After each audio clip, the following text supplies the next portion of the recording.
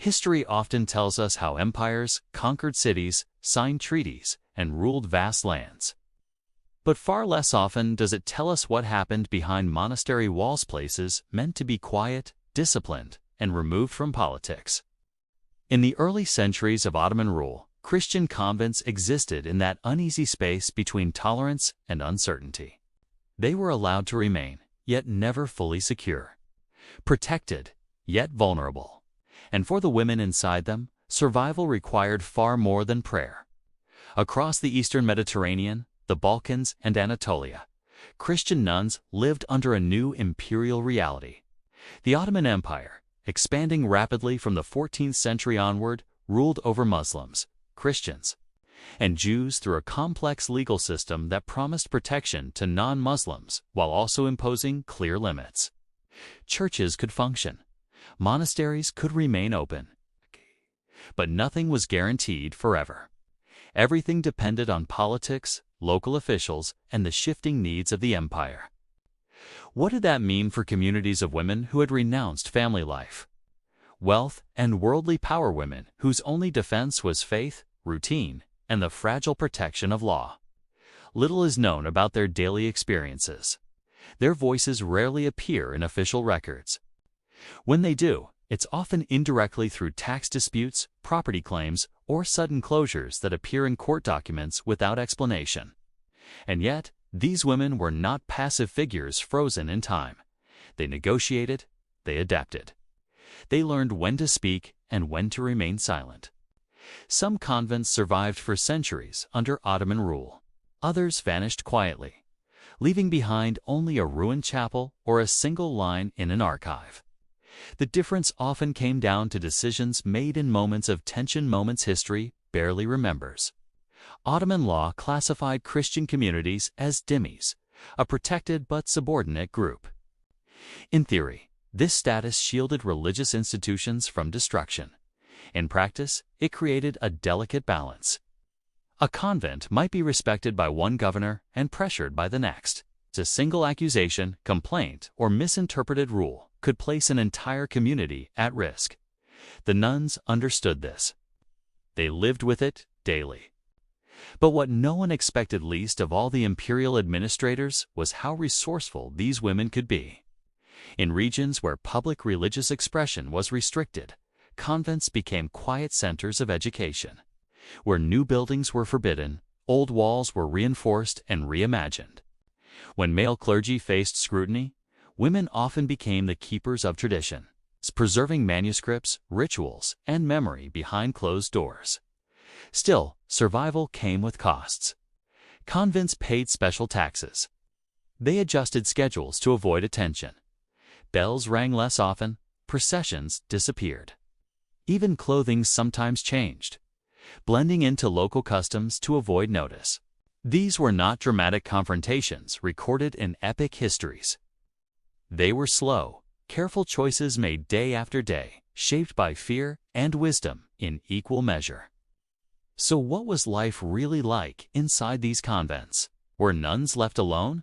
Or were they constantly watched? Did Ottoman officials view them as harmless or as potential symbols of resistance? And how did these women understand their own place in an empire that tolerated them but never fully trusted them? The answers are not simple. They vary by century, by province, even by village. In some places, convents thrived quietly, supported by local Muslim neighbors who valued their healing skills or education. In others, communities shrank under pressure, their numbers dwindling until only a few women remained to keep the lamps lit. This is not a story of constant persecution, nor one of perfect coexistence. It is a story of uncertainty, of living in the space between law and reality. A story of women whose names we may never know, but whose choices shaped the survival of their faith communities for generations. As we begin this hidden history, one question lingers. When power surrounds you, but protection is conditional, how do you endure without losing who you are? To understand what life was like for Christian nuns under Ottoman rule, we first need to understand the world that surrounded them. The Ottoman Empire was not just a military power, 'Twas a legal and administrative system designed to govern extraordinary diversity. By the 15th and 16th centuries, it ruled over Muslims, Orthodox Christians, Catholics, Armenians, Jews, and others, with their own customs, languages, and religious laws. The Ottomans did not seek to erase these differences. Instead, they organized them. Non-Muslim communities were governed through a framework often described as the millet system. While its exact form evolved over time, the core idea was consistent.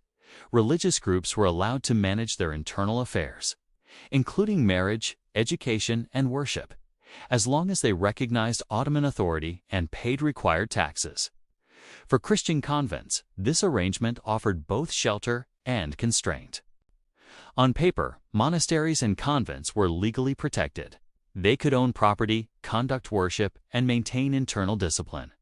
But this protection came with conditions. Non-Muslims paid a special tax, commonly known as the jizya, and were barred from certain public displays of religious power. New churches were difficult, sometimes impossible to build. Existing buildings could remain, but repairs often required permission. Even something as simple as replacing a roof could turn into a legal negotiation. For convents, these rules mattered deeply. A monastery was not just a place of prayer. It was land, buildings, wells, gardens, and income. Many convents supported themselves through agriculture, manuscript, copying, embroidery, or teaching. Losing legal recognition or property rights could mean the slow collapse of the entire community.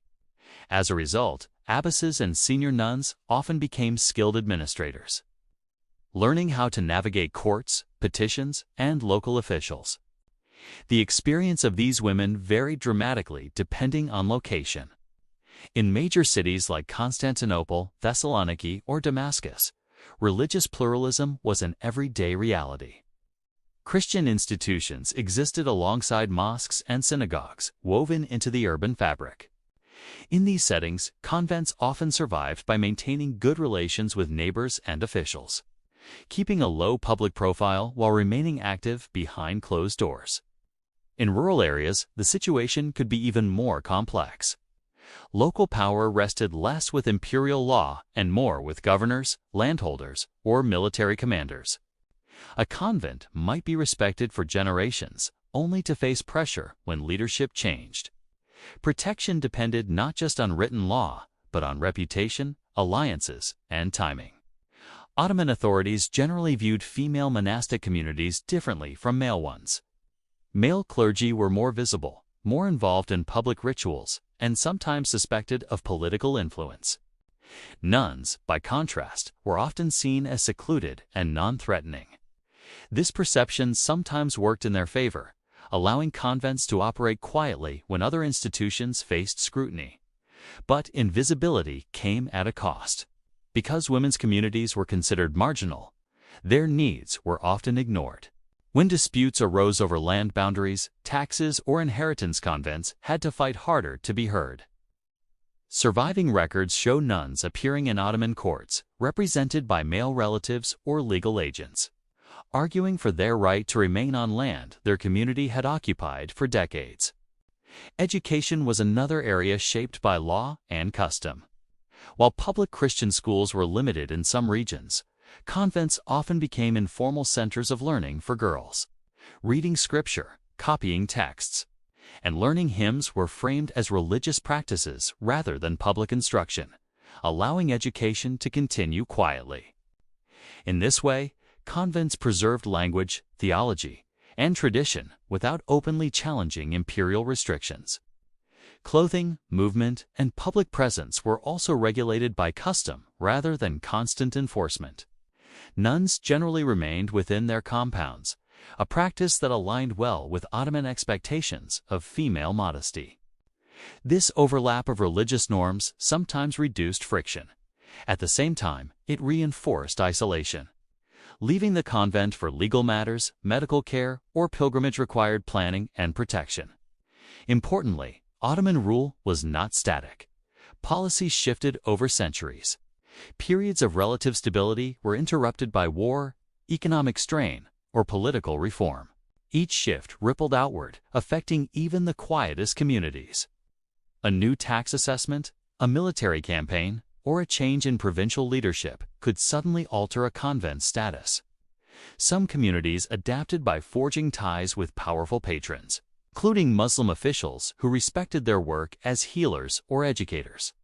Others relied on networks of Christian merchants who helped pay taxes or fund repairs. These strategies did not guarantee safety, but they increased resilience. It is tempting to ask whether the Ottomans were tolerant or oppressive.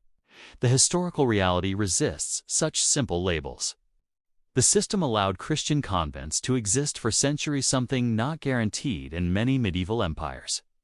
Yet it also placed them in a permanent state of negotiation, where security was conditional and silence was often the safest path. For the nuns living within this system, faith was not separate from law or politics. It was shaped by them. Every prayer echoed within walls, maintained through compromise. Every ritual survived because someone had learned how to bend without breaking. So when we speak of what the Ottomans did to Christian nuns, we are not describing a single policy or event.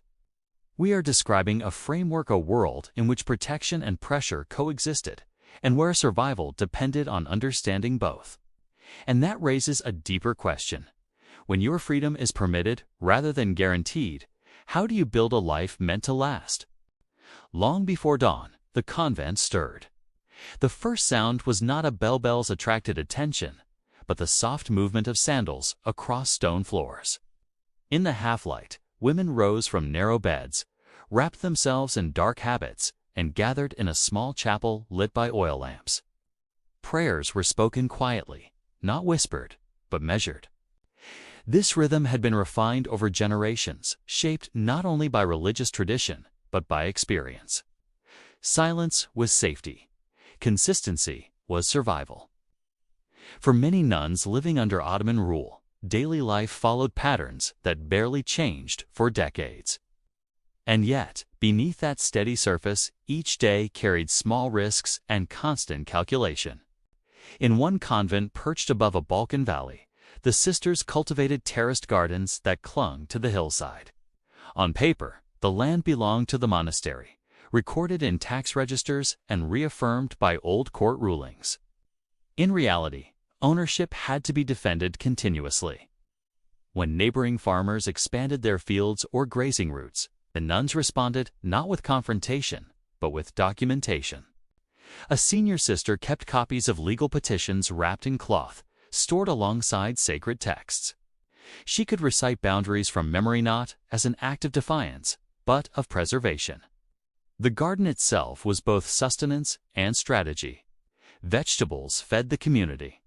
Surplus herbs were dried and sold discreetly through intermediaries in nearby villages. The nuns rarely appeared in public markets, but their goods did.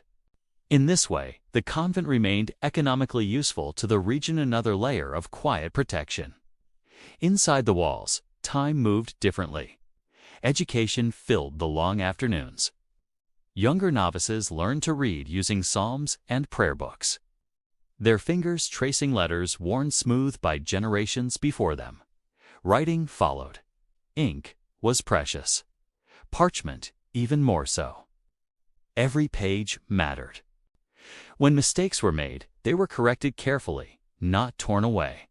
Waste was a luxury the convent could not afford. These lessons were not only for those who would take vows. In some regions, local Christian families entrusted their daughters to convents for months or years at a time. Officially, this was religious instruction. Unofficially, it preserved language, scripture, and communal identity. The nuns understood the distinction and never spoke of it openly. One elderly sister, nearly blind, supervised these lessons by sound alone. She corrected pronunciation, rhythm, and melody. Her memory was an archive. She had lived through 3 changes in provincial leadership and could recall which officials respected convent autonomy and which did not. Her guidance extended beyond prayer. She taught the younger women when to be cautious, when to speak through intermediaries, and when silence carried more weight than argument. Not all challenges came from outside. Convents were human communities shaped by personality, fatigue, and fear. Disagreements arose over discipline, labor, and interpretation of rules. Under Ottoman rule, internal conflict carried higher stakes. A divided community was easier to pressure. As a result, abbesses placed enormous emphasis on unity. Disputes were settled quickly, often with compromise rather than punishment. One story survives in fragments: a disagreement over whether to repair a visible outer wall. One group argued that neglect invited suspicion. Another feared that visible construction would attract attention from officials who might demand permits or fees. The decision was postponed for months. In the end, repairs were made at night, slowly, using materials gathered over time. The wall remained standing, so did the convent. Illness was another constant concern. Access to physicians was limited, especially for women living in seclusion. Over time, many convents became centers of medical knowledge, blending prayer with practical care. Herbal remedies, poultices, and hygiene practices were passed down orally. Muslim and Christian neighbors alike sometimes sought help quietly, reinforcing the convent's value to the wider community. These interactions were carefully managed. Visitors did not cross thresholds. Conversations took place through screens or gates. Boundaries were respected not only for religious reasons, but because visibility could invite questions. Occasionally, officials did arrive. When they did, the atmosphere shifted immediately. Tasks paused. The abbess took responsibility for all communication. She spoke calmly, formally, using language shaped by years of careful practice. Hospitality was offered within limits: water, sometimes bread, nothing excessive, nothing that could be misinterpreted. Most visits ended without incident. Register was checked, a tax confirmed, a seal stamped. The official left, and life resumed. But the memory lingered. Every encounter reminded the community that their existence, while legal, was conditional. Clothing reflected this reality. Habits were modest, practical, and deliberately unremarkable. Colors blended with local styles. Ornamentation disappeared over time. What remained was purpose. To draw attention was to invite risk. To endure was to remain unseen. Even worship adapted. Processions once held on feast days were moved indoors. Hymns softened. The calendar remained intact, but its public expression faded. Faith did not diminish. It concentrated. At night, after final prayers, the convent grew still again. Lamps were extinguished carefully to conserve oil. Doors were secured. Somewhere beyond the walls, the empire continued, armies marched, taxes were collected, policies debated. Inside, a different kind of vigilance prevailed. These women were not rebels, nor were they merely subjects. They were caretakers of continuity. Their resistance was subtle, measured in years rather than moments. They survived not by challenging power directly, but by understanding it, by living just inside the margins it allowed. And perhaps the most remarkable thing is this: many of these convents outlasted the officials who governed them, the crises that threatened them, and even the empire itself. Their legacy was not written in proclamations. It was written in habits worn thin, manuscripts copied in fading light, and decisions made quietly, day after day, with the future in mind. So when we ask what daily life was like for Christian nuns under Ottoman rule, the answer is not found in a single event. It is found in endurance carefully practiced, patiently maintained, and rarely noticed by history at large. When historians try to understand what Christian nuns experienced under Ottoman rule, they encounter a problem that shapes every interpretation: silence. The archival record is uneven, indirect, and often written by those in power. Nuns rarely left personal diaries. Their lives appear instead through court cases, tax registers, and occasional complaints documents never meant to tell their story. This has led scholars to very different conclusions. One perspective emphasizes Ottoman tolerance. According to this view, the very survival of Christian convents for centuries is evidence of a system that, while hierarchical, allowed religious minorities to endure. Compared to many medieval empires, the Ottomans permitted a remarkable degree of religious continuity. Convents were not systematically destroyed. Worship continued. Property rights, though constrained, were recognized. From this angle, nuns were beneficiaries of an imperial order that prioritized stability over forced conversion. Supporters of this interpretation point to legal records showing convents winning disputes in Ottoman courts. These cases suggest that the law, when properly invoked, could protect even small and quiet communities. They argue that the system worked perfectly, but consistently enough to sustain religious life across generations. A second perspective focuses less on law and more on lived experience.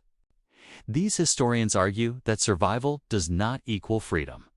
Yes, convents existed, but under constant negotiation.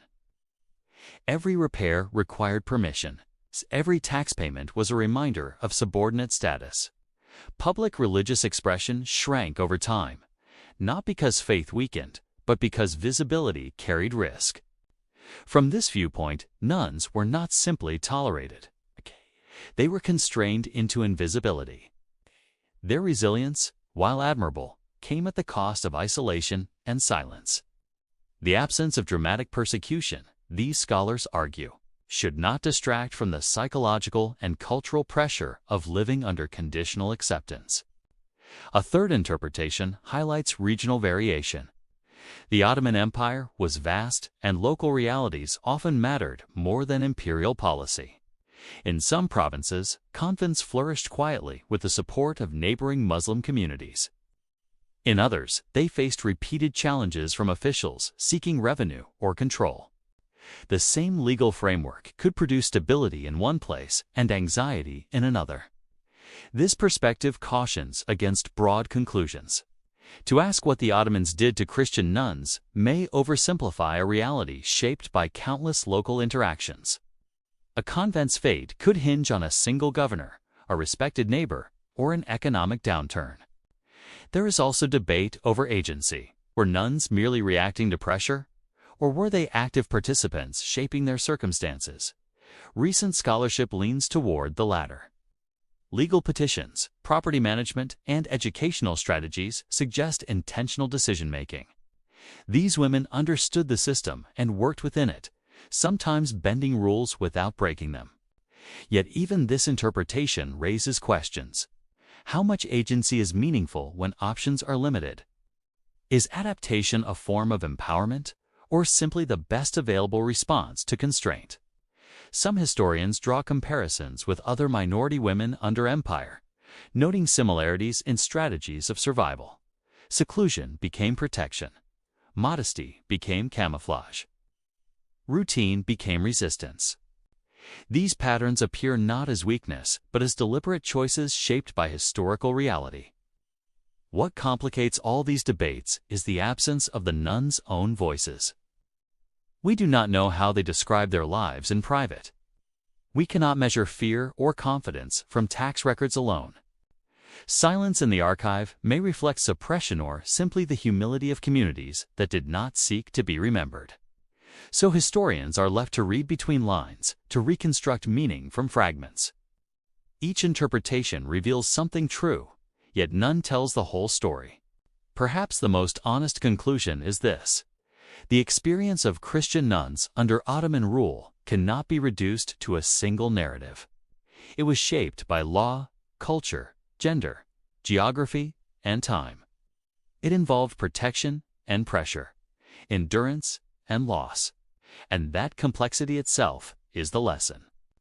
When history resists easy answers, it invites us to listen more carefully, to acknowledge uncertainty rather than resolve it too quickly. So the question remains open: how should we measure survival? By longevity alone, by the cost at which it was achieved. The most striking legacy of Christian nuns under Ottoman rule is not found in dramatic events, but in continuity. When the empire finally receded from large parts of southeastern Europe and the eastern Mediterranean, many observers were surprised by what remained: Languages had survived. Liturgical traditions endured. Manuscripts some copied centuries earlier were still in use. In many regions, convents had quietly preserved elements of Christian culture that might otherwise have faded under pressure or neglect. This was not accidental. For generations, convents functioned as repositories of memory. Texts were copied when printing presses were unavailable or restricted. Hymns were taught orally when public singing was discouraged. Calendars were maintained even when feast days could not be celebrated openly. These practices did not draw attention, but they carried meaning forward in time. In the 19th century, as reforms reshaped the Ottoman world and national movements emerged, scholars and clergy began to search for older sources of identity. Again and again, they found them in monastic archives. Prayer books with marginal notes, handwritten gospels repaired countless times, records of land boundaries that confirmed the long presence of Christian communities. Many of these materials survived because convents had protected them during centuries when visibility carried risk. The educational role of convents also left a lasting imprint. Women who had learned to read and write within cloistered walls later became teachers, caregivers, and cultural transmitters within their communities. Even when convent life declined, its influence continued through the people it had shaped. Skills learned quietly: literacy, organization, discipline spread outward into villages and towns. Some convents themselves endured into the modern era. Others closed, their buildings repurposed or abandoned. Yet, even where physical structures disappeared, memory remained.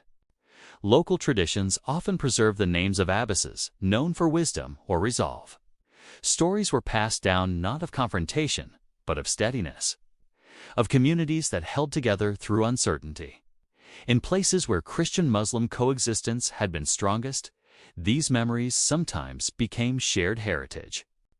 Convents were remembered not only as religious institutions, but as places of healing, learning, or refuge. This does not erase inequality or tension, but it reminds us that daily life under empire was shaped by human relationships as much as by law. Modern historians have increasingly turned their attention to these quiet actors. The story of empires is incomplete without them. By studying how nuns navigated restriction without disappearance, scholars gain insight into how cultures survive under constraint, through dominance, but through patience. There is also a broader lesson here. History often rewards visibility. Loud events are recorded. Quiet endurance is overlooked. Yet the survival of communities over centuries depends less on moments of confrontation and more on sustained care for knowledge, for ritual, for one another. The nuns who lived under Ottoman rule did not set out to shape history. They sought to live faithful lives within the boundaries available to them. In doing so, they became bridges between past and future. Their influence was indirect, but profound. Even today, when visitors walk through restored monasteries or study preserved manuscripts, they encounter the results of decisions made long ago, decisions to copy one more page, to teach one more student, to repair one more wall, quietly, rather than abandon it. Legacy, in this sense, is not about recognition. It is about transmission.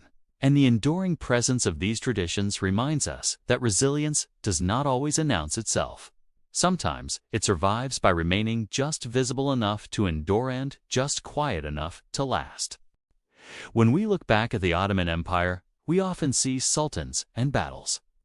But there's another story, a quieter one, lived far from the palaces. It's the story of Christian nuns. Their history wasn't one of constant confrontation, but of endurance. They lived in a world where their communities were allowed to exist, but only within strict boundaries. Every generation learned not just prayer, but also how to survive without disappearing. They knew when to be silent and when to speak. They turned routine into stability and modesty into protection. Through education, care, and quiet labor, these women carried forward traditions that outlasted the empire itself. This story challenges how we think about power. It reminds us that influence isn't always loud, and strength isn't always visible. These women found a way to endure without surrendering who they were, ensuring that something meaningful would remain long after their names were forgotten.